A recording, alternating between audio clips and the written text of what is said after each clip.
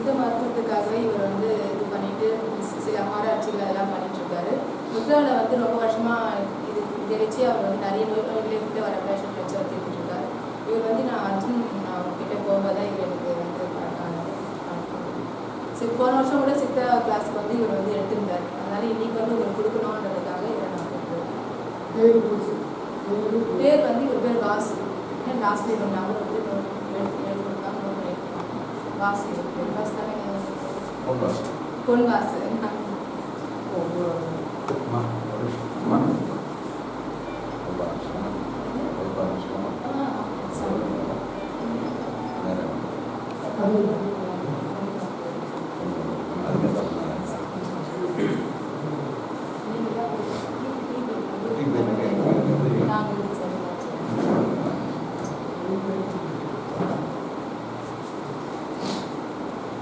அனைவருக்கும் வணக்கம்.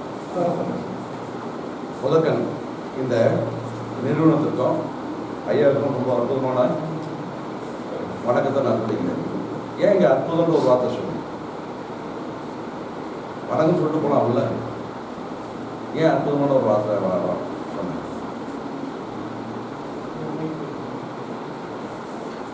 ஏன் அப்படின்னு கேட்டீங்கன்னா, இங்கே ஐயா வந்து முதல்ல எல்லாரையும் வந்து தவத்தில் இருக்கணும்னு சொன்னார். அது நான் வந்து இப்போ இந்த வார்த்தையை தவறு சொல்கிறோம். நான் உண்மையிலே அது வந்து தியானம்னு சொன்னார். ஏன் நம்ம எல்லாத்தையும் முதல்ல தியானத்துக்கு வரணும்? அந்த வகையில் பார்த்தீங்கன்னா இந்த தகவலை சொல்கிறதுக்கு மன்னிக்கணும். 7 பேர் மட்டும்தான் அந்த மன அலட்சியோட இங்கே வந்தீங்க. மற்றவங்க எல்லாமே வந்து உங்களுடைய மனம் வெவ்வேறு திசைகளை பறந்துட்டு இருந்துச்சு. பொதுவாக மனம்னு சொல்லிட்டு சொல்கிற விஷயம் எதை சார்ந்ததுன்னு நம்முடைய உயிருடைய ஆற்றலை சார்ந்த விஷயம்தான். இப்போ அந்த மனம் ஓர்மைப்பட்டால் மட்டுமே நம்ம எந்த வேலை செஞ்சாலும் மிக அற்புதமாக அந்த வேலையை செவ்வனே செஞ்சு முடிக்க முடியும். அதுக்கு ஐயா வந்து முதல்ல என்ன பண்ணுறாரு, உங்களை எல்லாருமே இந்த சுவாச ஓட்டத்தை கவனிக்க சொன்னார். இந்த சுவாச ஓட்டத்தில் என்னென்ன நன்மைகள் இருக்குன்னு சொல்லிட்டு பின்னாடி வகுப்பு அப்படின்னு சொல்லிட்டு வரும். இப்போ இங்கே எடுக்க போகிறதுங்க முத்திரைகள் மூலம் நோய்களை தீர்த்தல். இப்போ என்னுடைய பேர் வந்து பொன்வாசு. அதே சமயம் இங்கே நாங்கள் ஸ்ரீ புற்று மகரிஷி முத்திரை ஆராய்ச்சி மற்றும் நோய் நீக்கல் பயிற்சி மைய அறக்கட்டளையில் நாங்கள் தலைமை பயிற்சியாளரும் தலைமை தெரபிஸ்டாகவும் இவங்க எல்லாருமே வந்து இந்த துறையிலேருந்து கை தேர்ந்தவர். சித்த மருத்துவத்தில் பல வகைகள் இருக்கு. ஒன்று மூலிகைகள் மூலமாக நோய்களை தீர்த்தல், இரண்டாவது கனிமங்கள் மூலமாக நோய்களை தீர்த்தல், மூன்றாவது வர்ணம் என்று சொல்லக்கூடிய வகையில் நோய்களை தீர்த்தல், நான்காவதாக வருடல். இந்த வர்ணத்திலே வந்து பல பிரிவுகள் இருக்கு. இது வந்து முத்ரா வந்து தாந்திரிகத்தில் வரும். அதுவும் நம்முடைய கைகள் மூலமாக நம்முடைய நோய்களை தீர்க்கிறதுக்காக நம்முடைய முன்னோர்கள் மிக அற்புதமான ஒரு விஷயத்தை நம்ம கொடுத்துட்டு போயிருக்காங்க. இப்போ கனிமங்கள்னு சொன்னோம். இப்போ ஐயான்னு சொன்னாரு உயிருக்கான மருத்துவம் அக்குபஞ்சர் அப்படின்னு சொன்னார். அதுக்கு உயிருக்கான மருத்துவம் வேண்டாம். அது எப்படி உயிருக்கான மருத்துவம் வேணும்? இப்போ நீங்கள் எல்லாருமே இங்கே உட்காந்துருக்கீங்க, உங்கள் மனம் வேற எதையும் செஞ்சுட்டு இருக்கு. ஐயா உயிர்னு சொன்னாரா? என்ன சொன்னார் அவர்?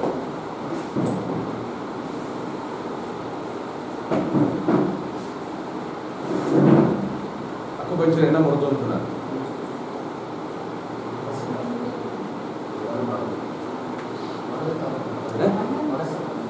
நீங்க என்ன தைரியமா சொல்லணும். அப்போ மனதிற்கான மருத்துவம் சொன்னார். ஆனா நான் என்ன சொன்னேன்? சரியா தவறா? அப்போ என்னுடைய தவறை நீங்கள் அனைவரும் சுட்டி காட்ட வேண்டும். அப்போ நம்ம பதில் சொன்ன 7 பேர் தவிர மற்ற எல்லாம் வந்து இல்லைன்னு சொன்னதுக்கான காரணம் இதுதான். வகுப்பு மட்டும் எதை சொல்றாங்கன்னு கிடையாது. இங்கே இவங்க எதுக்காக இந்த வேலையை செய்கிறாங்க அப்படின்னா ஒவ்வொரு மனிதனும் சிறக்க வேண்டும் ஒரே ஒரு காரணத்துக்காக. இப்போ அந்த வகையில் நான் உயிருக்கான மருத்துவம் சொன்னேன், அவர் மனதுக்கான மருத்துவம் சொன்னார். உடனே நீங்கள் இல்லை சார் அவர் சொல்லலை, அது மனதுக்கான மருத்துவம் சொல்லியிருக்கணும்ல,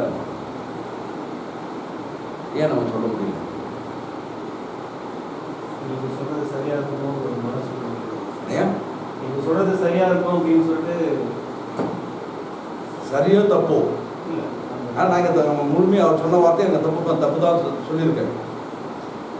ஆனால் சரியாக சொல்லியிருக்கேன். அவர் சொன்ன வார்த்தையை நான் தப்பாக சொல்லியிருக்கேன், ஆனால் சரியாக சொல்லியிருக்கேன். எப்படின்னா உயிருடைய படர்க்க நிலை தான் உயிருடைய. இப்போ நம்ம என்ன சொல்கிறோம்னு சொல்லிட்டு முழுமையாக நம்மகிட்ட உள்வாங்கணும். உள்வாங்குதுன்றது ஒரு மிக அற்புதமான ஒரு கலை. உதாரணமாக இங்கே முத்திரின்னு நம்ம சொன்னோம். முத்திரின்னா என்ன?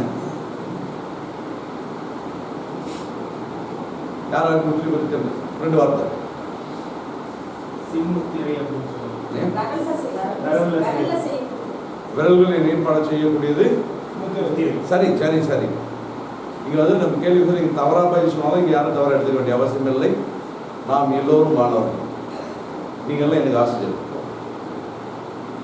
நான் இங்கே மாணவன், நீங்கள் எனக்கு ஆசிரியர். அதனால் சொல்கிறதுக்கு எந்த தயக்கமும் வேண்டாம். இன்னைக்கு ஒரு அருமையான கால நேரம், அதை நம்ம வந்து முறையாக வந்து செயலாக கொண்டு வருவோம். முத்திரைனா விரல்களோட இணைப்பு அப்படின்னா முத்திரையோட இன்னொரு பாரம்பரியமான விளக்கம் என்னன்னு கேட்டிங்கன்னா, இப்போ ஒரு அரசாங்க அலுவலகத்துக்கு போகிறோம். அந்த அலுவலகத்தில் ஒரே ஒரு அரசாணை வாங்குகிறோம். அதிகாரி வந்து கையப்படம் விட்டுறாரு. ஆனால் அந்த அரசாணை செல்லுமா? அங்கே அந்த முத்திரை போட்டால் மட்டும்தான் அந்த அரசாணை செல்லும், இல்லைன்னா அந்த அரசாணை செல்லாது. அதை போல இந்த முத்திரையை செஞ்சோம்னா கண்டிப்பாக நிச்சயமாக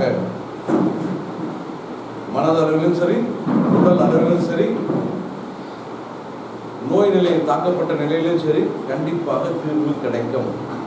அதனால் அதுக்கு பேர் முத்திரைன்னு சொல்லியிருக்கு. பொதுவாக இந்த முத்திரை எப்படி உருவானது, இதனுடைய ஆரிஜின் எங்க? ஆரிஜின் என்ன? தொடக்கம்.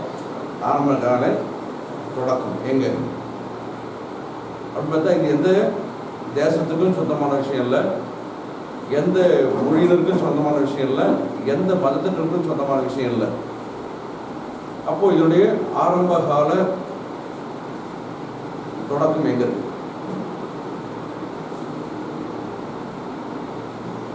அப்படி பார்த்தீங்கன்னா ரொம்ப எளிமையான ஒரு விஷயம். எப்போது நாம் நம்முடைய தாயின் கருவறையில் இருக்கிறோமோ அந்த இடத்துல தோன்றியதான் முத்திரை.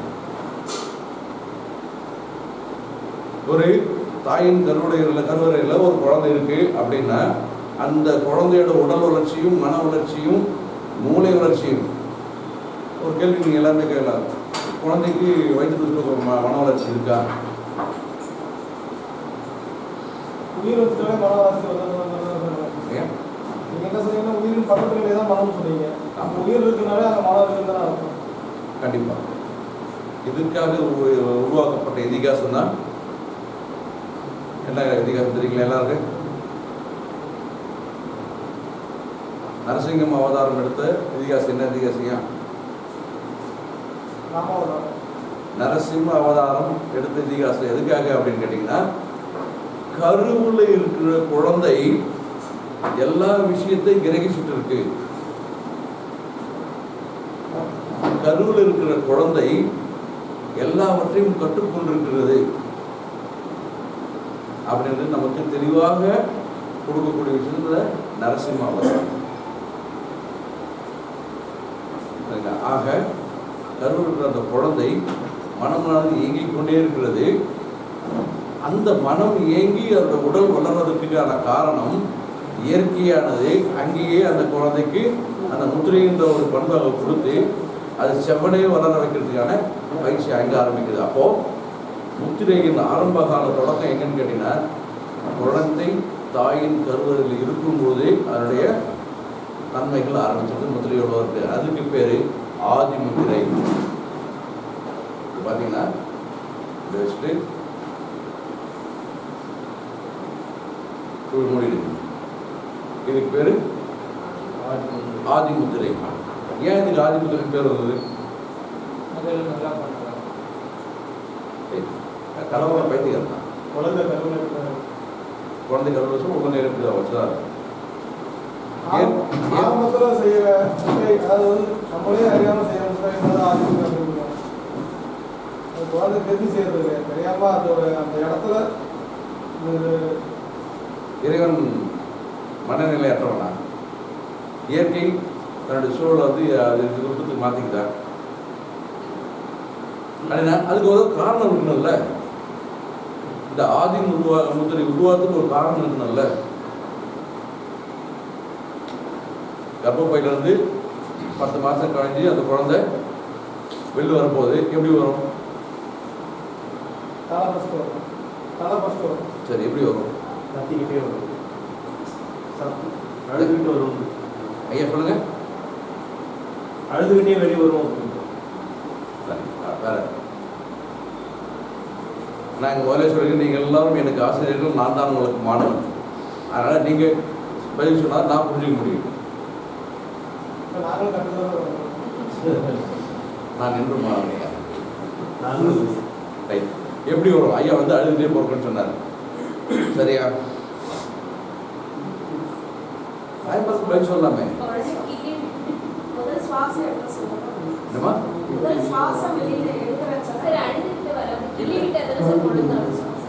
சுவாசமும் எடுக்காது. தாயின் கருவறையில் இருக்க சொல்ல குழந்தை சுவாசம் எடுக்காது. ஏன்னா அது ஒரு அழகான ஒரு பந்துக்குள்ளார, அதுக்குள்ளார அந்த நீர்மத்தில் அது அழகாக மிதந்துட்டு இருக்கு. அதுக்கு தேவையான சத்துக்களும் சரி வாயுக்களும் சரி தாயினுடைய தொப்புள் கொடியிலேருந்து வந்து குழந்தையோட தொப்புள் வழியாக தான் எல்லாமே வந்து தொடர்ந்து போயிட்டுருக்கோம். அப்படின்னா அந்த குழந்தை அந்த தாயினுடைய வயிற்றுக்கு வெளியே சொல்ல ஒரு சின்ன தொலை வழியாக தான் வெளியே வரணும். நம்ம சும்மா பேர் இப்படி அழுத்திட்டாவே எவ்வளோ வலிக்குது. ஆனால் அந்த தலை வெளியே வந்த உடனே தலையோட உடம்பு பெருசாக, உடம்போட தலை பெருசு. அப்போ அந்த உடம்புல எப்படி வரணும்? அப்போ அந்த குழந்தைக்கு எவ்வளோ வலி இருக்கணும். அந்த வலியை தாங்குவதற்காகவே இயற்கை என்கின்ற இறைவன் அந்த குழந்தைக்கு இந்த ஆதி முத்திரையை கொடுத்தான். குழந்தை பிறந்தவர்கள் கண்டிப்பாக அழுவாது. ஏன்னா தாயின் வயிற்றுல சொல்ல உதைக்க செய்யும், உருள் செய்யும், திரும்ப செய்யும். ஆனால் அதுக்கு எந்த ஒரு வாய் வழியாக எந்த ஒரு செயலை செய்ய முடியாது. வாய் வழியாக செஞ்சிருச்சு அப்படின்னா அந்த பனிக்கூட நீரை அந்த குழந்தை உள்ள எடுத்துக்க வேண்டிய கட்டாயத்துக்கு வந்துடும். அப்போ அந்த பனிக்கூட நீரை அந்த குழந்தை எடுக்க வேண்டிய கட்டாயத்துக்கு வந்துருச்சு அப்படின்னா அந்த குழந்தை வெளியே வந்தால் வாழ்நாள் முழுக்க அது வந்து ஈரத்தன்மையிலே அதனுடைய வாழ்க்கை கழியும். குறிப்பாக அந்த வீசிங்னு சொல்லக்கூடிய அந்த ஆஸ்மா, அந்த மூச்சுத்திறன் வந்து அந்த குழந்தையோட பாதிப்பு இருக்கும். அதே சமயம் அந்த குழந்தை நாளுக்கு பெருத்துட்டே இருக்கும். அதே சமயம் அதனுடைய குழந்தையுடைய மூளையுடைய செயல்திறன் குறையும். அந்த பனிக்கூட நீர் ஒரு குழந்தை அந்த எடுத்துருச்சு அப்படின்னா இத்தனை விளைவுகள் இருக்கு. இதெல்லாம் யோசிச்சு இறைவன் என்ன பண்ணா, அந்த குழந்தைய வெளியே வசூல கத்தக்கூடாது. அதுக்காக நம்ம இது ஒரு முத்திரையை போட்டு இயற்கை அங்கே கொடுத்துருச்சு. அந்த சிறு துளை வழியாக முழுமையாக வெளியே வந்துட்டு உடனே அழுவார் அப்படின்னா கண்டிப்பாக அழுவார். உடனே சுவாசத்தை எடுத்துக்கணும்னா கண்டிப்பாக எடுக்காது. அந்த தாதியானவள் அந்த குழந்தைகள் அந்த மணிக்கூட நீரெல்லாம் வழிச்சு எடுத்துட்டு எப்போ அந்த தாதி இந்த கைகளை விரிக்கிறாங்களோ அந்த சனம்தான் அந்த குழந்தை அழுகும். அந்த சனம்தான் அந்த குழந்தை உலகத்தோட ஸ்பரிசத்துக்கு வரும்.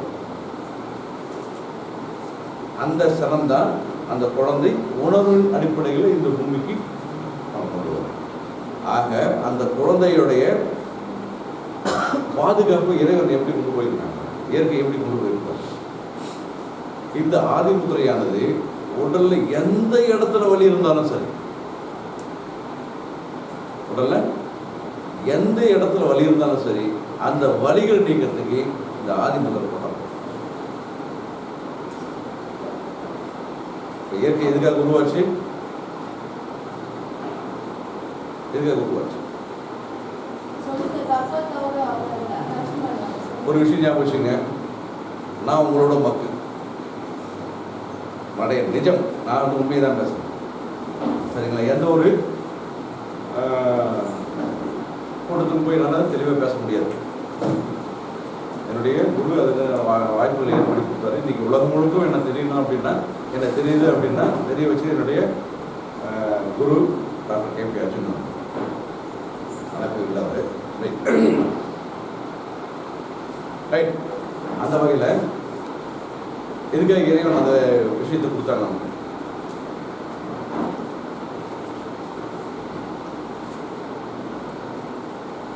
ஒரு அற்புதமான ஒரு பழமொழி இருக்கு, வாயுள்ள பிள்ளை. இப்போ நீங்கள் பழைக்க போறீங்களா இல்லையா? மனசுல பிறந்த தைரியமா சொல்லுங்கயா. சரிங்களா? இது வந்து ஏறோதான இருக்கக்கூடிய வகுப்பு இல்லை.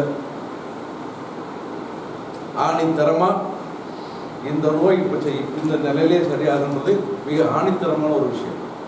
இங்கே யாருக்காக என்ன நோய் இருந்தாலும் சொல்லி சொல்லுங்க, இல்லை நான் கூப்பிட்றேன். அந்த நோய் 5 நிமிடம் தான் உங்களுக்கு நான் கொடுக்கக்கூடிய கால அவகாசம் 5 நிமிடம். அது எந்த நோயாக இருக்கும்? அந்த அளவுக்கு திடமான ஒரு அற்புதமான ஒரு விஷயம். ஐயா சும்மாலாம் எங்களை வந்து கூப்பிடலை, இந்த நிறுவனம் எங்களை சும்மா கூப்பிடலை. அந்த அம்மா வந்து எங்களை நிறைய இடத்துல நாங்கள் என்ன மாதிரி பண்ணுறோன்னு சொல்லிட்டு விஷயத்தை அவங்களும் எங்களை போய்கிட்டே இருக்காங்க. அதனால் நீங்கள்லாம் பயனாளி தான் எங்களை கூப்பிட்டுருங்க. அப்போ நீங்கள் வாயத்தோடு சொன்னால் மட்டும்தான். இயற்கை எதுக்காக அந்த முதலீடு கொடுத்துருக்கு? வழியை தாங்கும். அடுத்து ரைட். இப்போ நம்ம ஒரு மனக்குழப்பத்தில் இருக்கோம், நம்மளை அறியாமல் என்ன பண்ணுவோம்? முத்திரைகள் ஒவ்வொன்றும் நம்ம அறியாமல் செய்யக்கூடிய விரல்கள் இணைப்பு தான். நம்ம ஒரு சங்கடத்தில் இருக்கோம், கரெக்ட், அது ஒரு புத்தர் தான். அது பற்றி நாங்கள் சொல்கிறோம். ஏதோ ஒரு பேருந்து பயணம் பண்ணிட்டு இருக்கோம், இல்லை ஏதோ ஒரு விஷயத்தில் பயணம் பண்ணிட்டு இருக்கோம், ஏதோ ஒரு சங்கதி நம்ம காதுக்குள்ள உழுது. இப்போ நம்முடைய மனமானது பாதிக்கப்படுது, மார்பு படப்பட நடிச்சுட்டு நம்ம அறியாமே ஒரு பயம் நமக்குள்ளார வருது. அப்போது நம்ம அறியாமலே நம்ம கைகளை தரும். நீங்கள் அநேக பேர் வந்து கவனிச்சு பாருங்க, நம்ம அறியாமலே கைக்கு வந்துடும். இயற்கை நம்ம அந்த விஷயத்தை அங்கேயே நமக்கு கொடுத்துட்ருக்கு. நம்ம மனசில் ஒவ்வொரு விஷயத்தையும் பதிஞ்சு எடுத்துருக்கு. எப்படி நரசிங்க அவதாரத்தில் அவர் பேர் என்னங்க?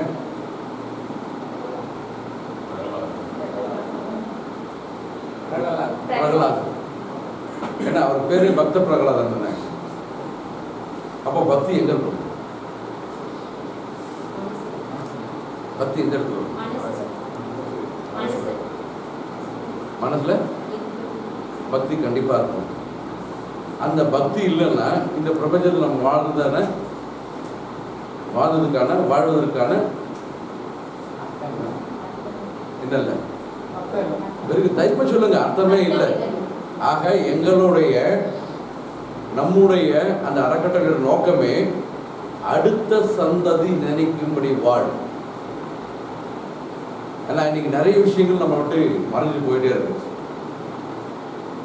அந்த விஷயத்தை மறுபடியும் திரும்பவும் வந்து நம்முடைய அடுத்த தலைமுறைக்கு நம்ம கொண்டு போய் சேர்க்கணும். இதை மனதில் கூட நம்முடைய முன்னோர்கள் பல சங்கதிகளை நம்மளுக்கு கொடுத்துருக்காங்க. சரிங்களா? இப்போ முழுக்க நான் வந்து ஆங்கிலத்தை கலவாத ஒரு சொற்களை தான் இங்கே பயன்படுத்திட்டு வரேன். இது ஒரு முயற்சியாக பண்ணுறோம். இது எங்களுடைய அறக்கட்டளையோட விஷயமும் அதுதான். ஐயா கடைசியில் சொல்ல ஒரு எழுத்தோட இணைப்பு சொன்ன. என்ன எழுத்தோட இணைப்பு?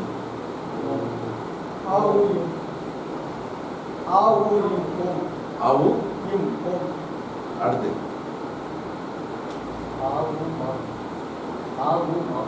சரி, அடுத்து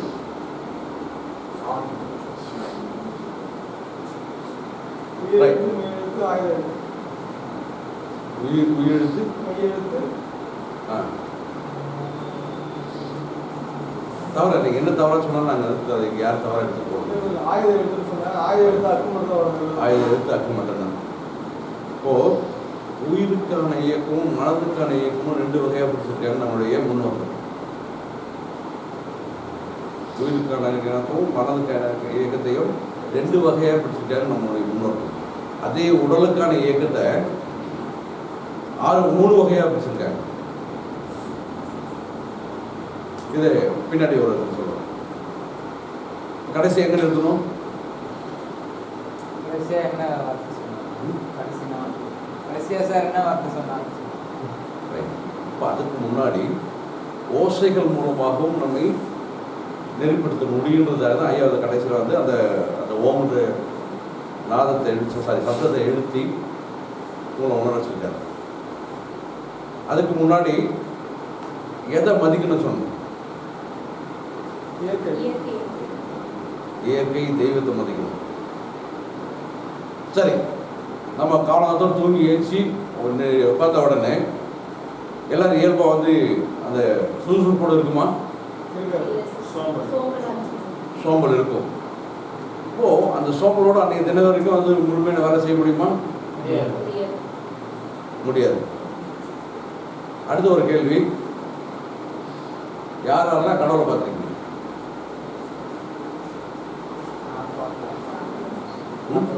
பார்க்கலைங்க. உதவி பண்ணுவாங்க எல்லாரும். சில மனிதர்கள் நல்லது செய்யறது மூலம் அவரை பார்த்து கற்பனையில் நம்மளே கடவுள். நான் கடவுள் படம் பார்த்துருக்கீங்க? நான் கடவுள் படம் பார்த்துருக்கீங்க? கோயில் சிலையாக பார்த்துருக்கோம். கோயில் சிலையை நம்ம கடவுள் கோயிலில் சிலையாக பார்க்கணும். கடவுள் சிலைக்கு ஏதே உயிர் நம்ம வந்து அங்கே போனால் ஒரு ஃபீலிங் வருதுல்ல, கடவுள் பார்த்து ஃபீலிங். கடவுள் பார்த்து சொல்லுவேன். கடவுளுக்கு உருவமே கிடையாது. அவன் இந்த உருவத்தை நான் ஏதோ சொல்லுவேன். உன்னை ஏமாத்துக்காக சொல்லப்பட்ட விஷயம் அது. அப்போ இந்த கோயில் தான் கட்டிக்கிறாங்க. கோயில் கட்டாலும் நம்ம பொழுது போல கட்டினாங்க. சரி, அம்மா சொல்லுங்க, கடவுள் பார்த்துருக்கீங்க சொல்லுங்க. நம்ம மனசு துன்பப்படும் போது அந்த துன்பத்தை அது எது வந்தாலும் இருக்கலாம், அதை வந்து தீர்க்கிறதுக்காக ஒரு அண்ணன் வரும் இல்லையா, அவங்க தான், அவங்களும் போய் அவங்க பேர் தான் கடவுள். ஐயா சொல்லுங்க. கடவுள் எதுவுள்ளே இருக்கிறாரு என்பது நம்ம அன்றாடம் நம்மளுடைய ஒரு மூச்சு காட்சி வச்சு இருக்கு. நம்ம தெரிஞ்சுக்கலாம் நம்மளுடைய இயற்கை எப்படி இருக்கு, நம்மளுடைய ரத்த ஓட்டம் எப்படி இருக்கு, நம்ம அன்றாட சாப்பிட்ற உணவு வந்து செரிமான வளர்ச்சியெல்லாம் எப்படி இருக்கு, நம்மளுடைய எண்ணங்கள் எப்படி எல்லாம் போகுது, எல்லாமே நம்ம உள்ளுக்குள்ளே இருக்குன்னு பார்க்கறது வந்து கடவுள் வந்து உள்ளுக்குள்ளே இருக்கிறாரு. இது அத்தனையும் மாயை. நீங்கள் சொன்னது அத்தனையும் மாயை. கடவுள் நமக்கு என்னென்ன கொடுப்பார்? நீ கேட்டதும் கொடுப்பாரு, கேட்காததும் கொடுப்பாரு, உதவியும் கொடுப்பாரு, தண்டனையும் கொடுப்பாரு இல்லையா? ஆனால்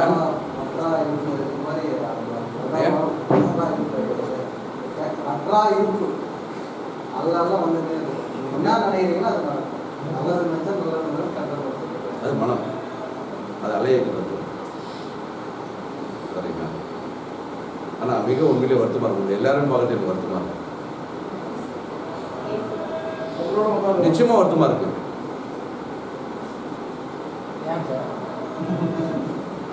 அன்னையும் பிதாவும் முன்னறி தெய்வம் என்பதை மறந்த மானிடர்கள் நீங்கள்.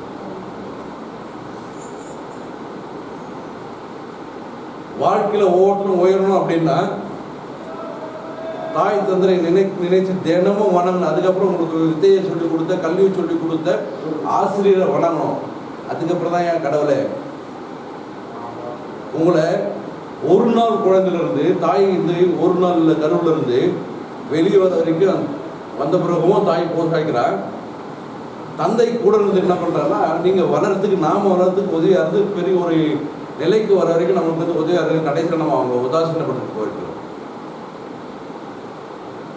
அப்போது அன்னையும் பிதாவும் முன்னறி தெய்வம் ஔவையார் பல இடத்துல சொல்லியிருக்காங்க. எல்லா மகான்கள் செத்துன்னு சொல்லி நிறைய சொல்லியிருக்காங்க. பட்டினத்தார் துறவரம் போகிறாரு. அப்போ அவங்க தாய் வந்து கேட்குறாங்க, ஏன்டா மகனே, ஏன் நான் இப்போ என்னை விட்டு நீ போயிடுறியே, என்னுடைய பின் வாழ்நாள் எப்படான்னு சொல்லிட்டு பட்டினத்தார் அந்த அம்மா கேட்குறாங்க. அப்போ அவர் சொல்கிறாரு, உன்னோட ஈமை சடங்குக்கு நான் வருவேன், எங்கிருந்தாலும் உன்னோட ஈமை அந்த சடங்குக்கு நான் வருவேன். அந்த பட்டினத்தார் ரொம்ப அற்புதமான ஒரு வழியை சொல்லியிருக்காரு. ரத்தத்தையே பாலாக்கி கொடுத்த என் தாய்க்கு எந்த அளவில் செஞ்சாலும் அதனுடைய கடன் தீராது. அப்போ அந்த ஈமச் சடங்கை செஞ்சு என்னுடைய தாயுடைய கடனை தெரிஞ்சு சொல்லிட்டு அந்த வாழைமட்டையை போட்டு போட்டி எரிச்சவர் பட்டினத்தார்.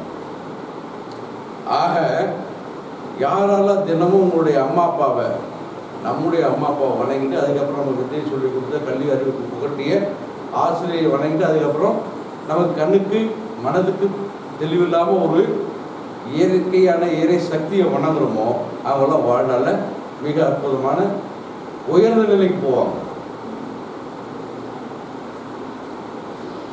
இந்த அன்னையும் பிதாவும் முன்னறின்னு தெய்வம் சொன்னது யாரு?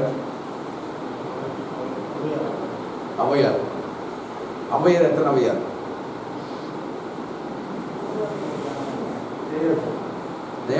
ஒரு ஔவையார் தான். ஔவையார் 3. ஆதிகாலம், இடைக்காலம், சங்க காலத்தில் 3 வகையாக ஔவையார் பார்ப்பாங்க. ரைட்.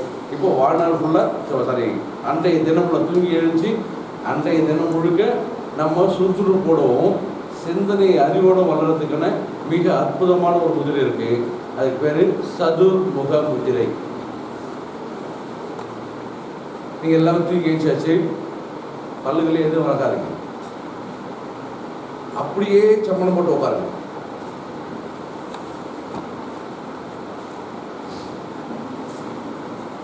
கையை வந்து இரு கையை கூட்டி வச்சுக்கோங்க. முதல்ல அவர் என்ன செய்யறாரு பாருங்க. நல்லா இல்லை அப்படியே அவங்க மற்றவங்க பாருங்க. கையை பிடிச்சி வச்சுட்டு 3 தடவை ரொம்ப மெதுவாக இந்த பக்கம் அவர் செய்யறாருங்க.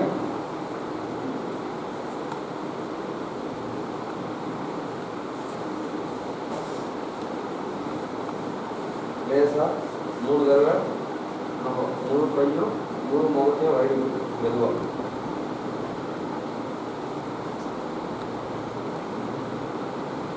பிறகு கண்களை திறந்து நம்மளோட உள்ளங்கையை பார்க்கணும்.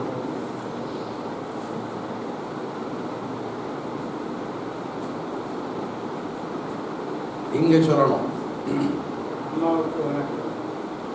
அம்மாவுக்கு வணக்கம், அப்பாவுக்கு வணக்கம், ஆசிரியருக்கு வணக்கம், இறைவனுக்கு வணக்கம். எல்லாம் ஒன்று செய்வோமா? எல்லாம் தூங்கி வச்சாச்சு, சப்பனம் போட்டாச்சு. அடுத்து என்ன பண்ணணும்? கைகளை லேசாக உரசுங்க, ரொம்ப லேசாக, அழுத்தவே இருக்கக்கூடாது. ஏன்னா இதில் ஒரு விஷயத்து இன்னொரு விஷயத்தை நான் சொல்ல போகிறேன். லேசாக முகத்தை வருடி கொடுங்க.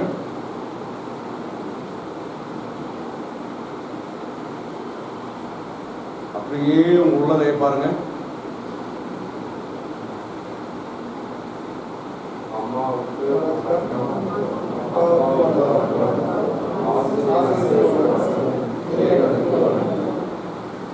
ஓகே, இந்த முத்திரைக்கு பேர் சதுர்முக முத்திரை. இப்போ ஐயா அந்த தியானத்தை முடிவில் ஒரு கடைசியாக ஒரு விஷயத்தை சொன்னார். அது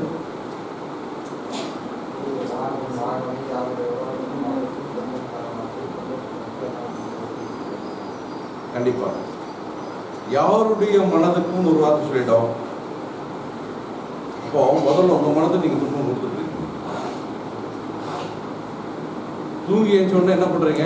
ஐயோ இங்கே போகணுமா, அங்கே போகணுமா, இதை செய்யணுமா, அதை செய்யணுமே, இவனுக்கு அதை கொடுக்கணுமா, அவனுக்கு இதை கொடுக்கணுமே, பள்ளி மனதுக்கு போய் ஐயோ கஷ்டப்பட்டு நான் போய் ஆன்லைன் கிளாஸ் அட்டன் பண்ணணுமே அப்படின்னு உங்கள் மனதுக்கு தூங்கி ஏய்ச்சி உடனே ஒரு துன்பத்தை கொடுத்துட்றீங்க. அப்போது அவங்களுடைய அறிவு வளர்ச்சி அங்கே தடைப்படுது. அதை தடுக்க தேட முடியல. தூங்கி வச்சு உள்ள கையை பாருன்னு அவனுக்கு இன்னொரு கண்டிப்பாக சொல்லியிருப்பாங்க. அருட்பேராற்றல் உடலிலே உயிரிலே அலை அலையாக பாய்ந்து நிரம்புவதை உணர்கிறோம். ஐயா சொல்லுங்க. இது எங்கள் குரு சொல்லி கொடுத்த விஷயம், வேதாத்திரி குருஷி சொன்ன அற்புதமான ஒரு விஷயம். அருட்பேராற்றல் உடலிலே உயிரிலே அலை அலையாக பாய்ந்து நிரம்புவதை உணர்கிறோம். அந்த இறை கருணை, இறைகின்ற சக்தி உங்களுடைய உள்ளங்கள் கை வழியாக தான் உள்ள நுழைஞ்சி உங்களுக்கு உடல் ஆற்றல் கொடுத்துட்டு இருக்கு. உதாரணமாக நாம் சாப்பிடுகின்ற சாப்பாட்டில் எத்தனை சதவீதமான சக்தி நமக்கு கிடைக்குன்னு நினைக்கிறீங்க?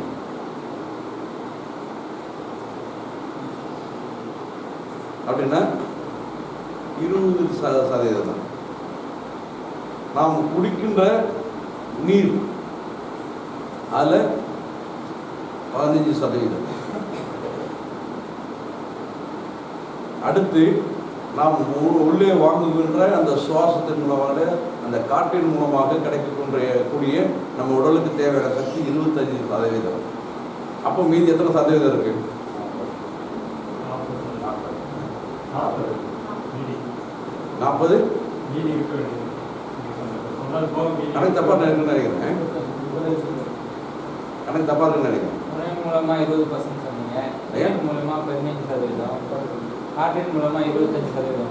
சரி, மொத்தம் 60. அப்போ 40 சரிதானே? ஏன் 40 சரிதானே? ஆனால் இங்கே ஒரு கணக்கு நான் தப்பாக சொல்லியிருக்கேன்.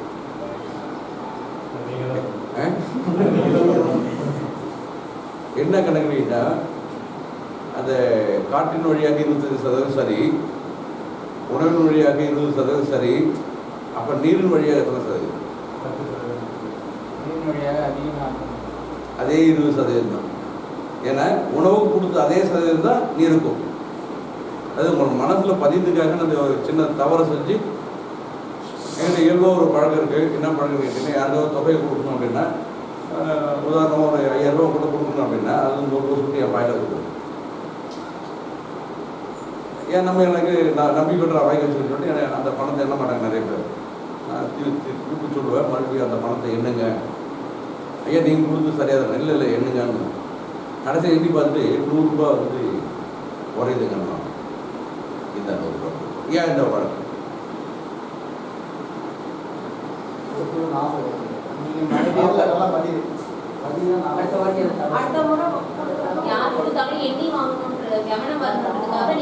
நம்பிக்கை இருக்கணும், ஆனால் முழுசா யாரையும் நம்பிடக்கூடாது. சரி, நான் பணம் கொடுத்ததுக்கான ஒரு அத்தாட்சி எப்படியோ நம்ம கூட கையத்தை வாங்க முடியும். நானே நீங்கள் எனக்கு நம்பிக்கை பேர் கொடுத்தீங்க, அதே நம்பிக்கை பேர் திருப்பி நான் கொடுத்துட்டேன். அது ஐயா நான் பணம் கொடுத்து கையெழுத்து கொடுக்கணும்னு கேட்டிங்கன்னா உங்கள் மனம் என்ன பண்ணுறது? அது எப்படின்னா 100 ரூபாய் எடுத்துட்டு திருப்பி கொடுத்துருவேன். எப்போ ஐயா நீங்கள் பணம் கொடுக்கணும், ஐயா இந்த நிகழ்ச்சி நடந்துச்சா? அப்போது இயல்பு ஆமாம்மா நீங்கள் கொடுத்தீங்கன்னா, அதை போல் எப்பவுமே உங்கள் மனசுக்கு தங்குறதுக்காக இந்த தகவலை சொல்கிறேன். உணவில் 20, நீரில் 20, காற்றின் மூலமாக 25, மீதி இருக்கின்ற 35% பிரபஞ்சத்தில் வரக்கூடிய அந்த ஆற்றல். இந்த பிரபஞ்சத்தில் வரக்கூடிய ஆற்றலை நம்ம கைகள் வழியாக நம்முடைய உடலில் இருக்கிற அந்த உடல் காந்தமானது இழுத்து நமக்கு உடல் முழுக்க அந்த எனர்ஜி கொடுக்குறது. அதுக்கு பேர் தான் இந்த சதுர்முக முத்திரை. சரி, எப்படி ரிசீவ் பண்ணது நம்ம சொல்லலாமா? நாங்கள் எப்படி இருக்குன்னு சொன்னால் நமக்கு தெரியாது, ரிசீவ் பண்ணால் ஈஸியாக புரியும்.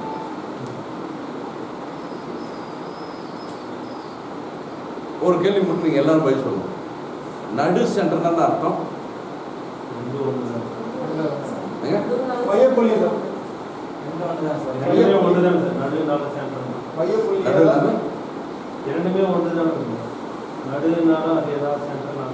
அப்போ ஏன் நம்ம நடு சென்டர் சொல்கிறோம்? மாற்றுங்கய்யா, முதல்ல அந்த பழக்கத்தை மாற்றுங்க. ஆக இத்தனை நாளும் வந்து நாம் வந்து அன்னையை வந்து வணங்குறதில்ல, மற்றவங்களை வணங்குறதில்ல. ஆனாலும் நம்ம வந்து ரொம்ப அற்புதமாக வந்து நம்முடைய தாய் தந்தையை வணங்கினால் மட்டுமே சுபிஷமான காலங்கள். அது இயற்கையை வணங்கணும். அந்த இயற்கையை நம்ம வணங்க வச்ச அந்த இறையாற்றல் நம்முடைய கைகளில் பதிஞ்சு அது முகத்தின் மீது படி சொல்லும். நமக்கு ஒரு அற்புதமான சுறுசுறுப்பு கூடிய அதீத சக்தி நமக்கு கிடைக்கும். சரி, வணங்கணும்னு ஒரு வார்த்தை சொல்லிட்டேன். எதுக்கு ஐயா வணங்கணும்? அது ஒரு முத்திரையா இருக்கும். அது ஒரு முத்திரை தான். ஐயா அதுவும் ஒரு முத்திரையா இருக்கலாம். முத்துக்கு எனக்கு ஏதாவது சொல்லிட்டோம். எதுக்காக வணங்கணும்? மனதுக்கு பட்டம் சொன்னார். சும்மா ஏமாந்து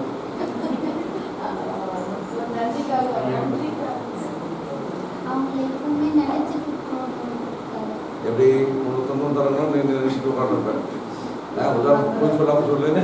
உன் ஃப்ரெண்டில் எத்தனை பேர் நீ தினமும் நினைக்கிறேன்? உன்னுடைய நண்பிகளை எத்தனை பேர் வந்து நினைக்கிறேன்?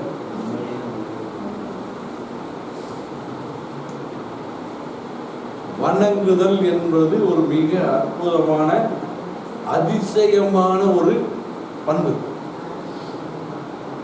இப்போ ஐயாக்கு எனக்கும் அவர் யாரும் எனக்கு தெரியாது. 2 பேரும் சாலையில் வரோம். எனக்கு முன்னாடி இவர் போகிறாரு. ஒன்றும் இருமல் வந்து அதிகமாகிடுச்சு. சளி துப்ப வேண்டிய கட்டாயம். இவரும் துப்புறது பின்னால் நான் வரேன். அது ஏமாப்பட்டுருச்சு. ஏயா உனக்கு அறிவு இல்லை, பின்னால் ஆள் வருது பார்க்க துப்புறேன் அப்படின்னு நான் சத்தம் போடுறேன். இவரோட என்ன சொல்லுவார்? ஏன் மன்னிச்சிருங்க ஐயா. ஐயா தெரியாம பார்க்கல. நல்லா யோசிக்கும். எல்லாருமே வந்து அப்படிதான் சொல்லுவீங்க. ஆனால் அதுக்கு முன்னாடி ஒரு வார்த்தை சொல்லுவீங்க. சாரி. அந்த சாரின்னு ஒரு வார்த்தையை சொல்வதற்கு பதிலாக ஐயா மன்னிச்சுங்க. சாரின்னு சொன்னாலும் எனக்கு கோவம் தீராது. ஐயா மன்னிச்சுங்க, தெரியாதனமா நடந்து போச்சு. தெரியாதனமா நடந்து போச்சு. சரி, நான் தேடி வருது இவர் வீட்டுக்கு தான் நுழையிறேன். இவர் தானே எனக்கு தெரியாது ஐயா அப்படின்னு சொல்லி இவர் சொல்லிட்டு வந்துடுறேன். இவர் வீட்டுக்கு நுழைய சொல்லி இவரை இப்போ எதுக்கு பார்க்குறேன். அவர் என்ன பண்ணுவார்? மறுபடியும் மன்னிச்சிருக்கு. ஐயா வாங்க வாங்க வாங்க வாங்க. இந்த நிகழ்வு நம்ம அறியாமலேயே நடக்கும். ஏன்னா தவறு இழைத்தவர் அவர், பாதிக்கப்பட்டவர் நான். மறுபடியும் சதிக்கு சொல்ல அந்த தவறு அவர் மனசுக்குள்ள இருக்கும். அந்த தவறு வந்து மனசுல குத்திட்டே இருக்கும். ஏன்னா என்ன மறுபடியும் பார்க்கல அப்படின்னா அது ஒன்றும் பண்ண போகிறது இல்லை. மறுபடியும் அவரை நோக்கி நான் பார்க்க போகிறேன். ஐயோ இந்த மலையை நம்ம வீட்டு தான் சேர்ந்து வர நான் தப்பு பண்ணிட்டேனே. அப்போ நம்ம அறியாமையே சரி. இப்போ ஏதோ ஒரு ஃபோனில் ஏதோ ஏடாவோட பேசிக்கிறோம். தொலைபேசியில் இல்லை, ஃபோனில். நல்ல ஞாபகம். ஃபோனுக்கும் தொலைபேசிக்கு நான் வித்தியாசம். கையில் இருந்தால் தொலைபேசி, வீட்டில் இருந்தால் ஃபோன்.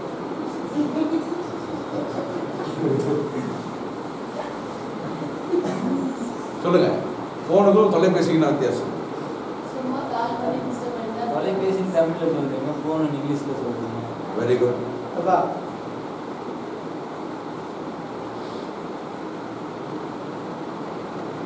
ஏன்னா நம்ம வந்து ஃபோனை யூஸ் பண்ணி தான் அதுக்கு தெரியும். ஃபோன் என்பது தமிழ் இல்லையா?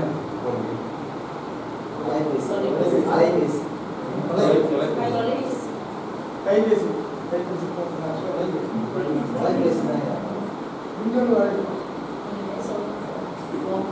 பாரியா முதல்ல கிரகங்கள் கண்டுபிடிச்சவருடைய அந்த கருவிக்கு பேர் என்னையா?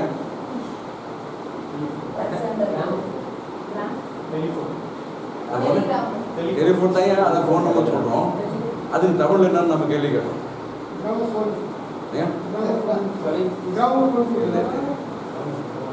தொலை தொடர்பு சாதனம். கம்பிகள் வழியாக வந்தால் அது ஃபோனு, காட்டின் வழியாக வந்தால் அது பேர் என்ன? அலைபேசி. அதுதான் செல்போன். பாருங்க, அந்த ஒரு வார்த்தைக்கும் கருவிக்கும் வித்தியாசம் இருக்கு. ஏன்னா இந்த பிரபஞ்சம் முழுக்க அந்த பரமணு என்று சொல்லக்கூடிய அந்த இணைப்பால் உருவாக்கக்கூடிய அந்த செல்கள் வழியாக தான் இந்த எல்லா தகவலும் பரிமாறப்படுகிறது. அந்த செல்லு இந்த பிரபஞ்சத்தில் நிறைஞ்சிருக்கு. அங்கே காற்றின் வழியாக ஊடுருவி நம்முடைய கைபேசிக்கு வருகின்ற காரணத்தினால் அதுக்கு பேர் செல்ஃபோன். சரிங்களா? கம்பியின் வழியாக வந்துச்சு, அது பேர் என்ன? தொலைத்தொடர்பு. ஒரு காலத்தில் நாங்கள்லாம் வந்து அயல்நாட்டுக்கு பேசணும்னா இங்கே இப்போ வந்து பதிவு பண்ணிட்டு காத்திருக்கணும். நீங்கள் அப்படி இல்லை.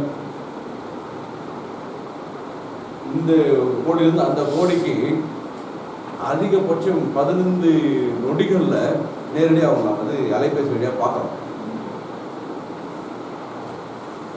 சரிங்களா? அந்த அளவுக்கு இது ஏன் சொல்லுவாங்க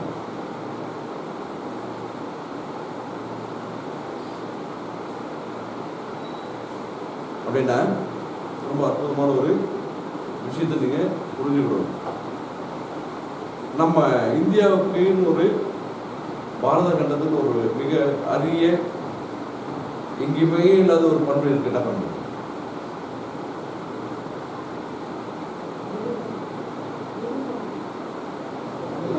பல நாடுகள் இருக்கு. இந்தியாவுக்கு சொல்லுங்க. மிகச்சரி. இந்தியாவுக்கும் இதுக்கு பாரத நாட்டுக்கு ஒரு மிக அரிய ஒரு பண்பு இருக்குன்னா அது வணங்குதல் மட்டுமே. இன்னைக்கு என்ன காலம் பண்ண நம்ம வாழ்ந்துட்டு இருக்கோம்? Very good. தலைகாலத்தோட ரொம்ப நாள் ஆச்சு. இப்போ நம்ம வாழ்ந்துட்டு கொரோனா காலம். அப்போ உலகம் முழுக்க எதை பின்பற்றுறாங்க? வணக்கம். கை விட இல்லை இல்லைங்க. ஏன்? தொற்று. கிருமி தொற்று. நான் இப்படி பேசுகிறோம். கிருமி தொற்று வந்துடும். பயம். பயம். பயம். இப்போ நம்மளுடைய வலி வருவது அதிகமாக வரத்தவரா நம்ம அடிக்க போடாது. நான் என்ன அடி என்ன சொல்லுவோம்?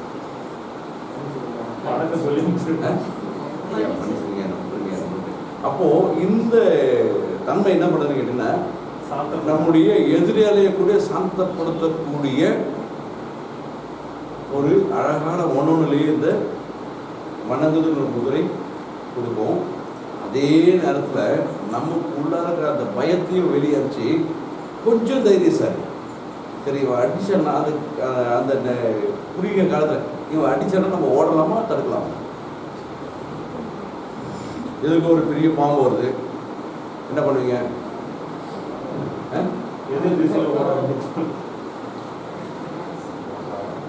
என்ன பண்ணுவீங்க? ஓடுவீங்களா? நாங்கள் ஓடணும். ஏன் ஓடணும்? அது பயந்து வெளியிடுறது. அது பயந்து வெளியிடுறது. ஒவ்வொரு ஜீவ இனத்துக்கும் ஒரு அலை இருக்கு. அந்த இந்த நெருக்கத்தில் வந்து நம்ம தாக்கணும்னு சொல்லி ஒரு சமிக்கை அதை கொடுத்துரும். ஒரு பாம்பு வந்துச்சு, நாம் என்ன பண்ணுறோம்? நல்லா யோசிச்சு சொல்லிய ஒரு நல்ல பாம்பு வந்துச்சு என்ன பண்ணுவோம்? முதல்ல என்ன தேடுவோம்? முதல்ல கும்பு எங்களுக்கு தேடுவோம். ஏன்னா அந்த தற்காப்பு. நல்ல பாம்பு போட்டு வந்து படையெடுத்தது என்ன பண்ணுவோம்?